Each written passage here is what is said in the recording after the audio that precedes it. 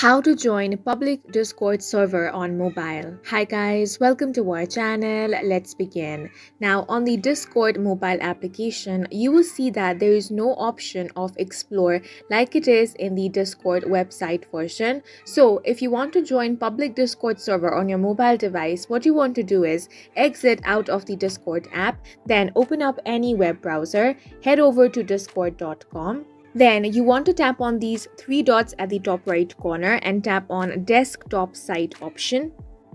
Now you want to tap on open Discord in your browser. Then you want to enter your credentials and get logged into your account. Now it's going to look something like this. Here you have this compass icon, so you want to tap on that.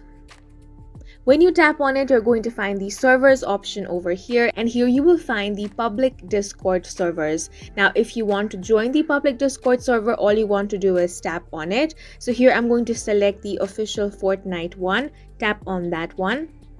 And then as you can see, you have successfully joined that public Discord server, and that's it for this video. If you found it helpful, please make sure to hit the like button and subscribe for more videos like this.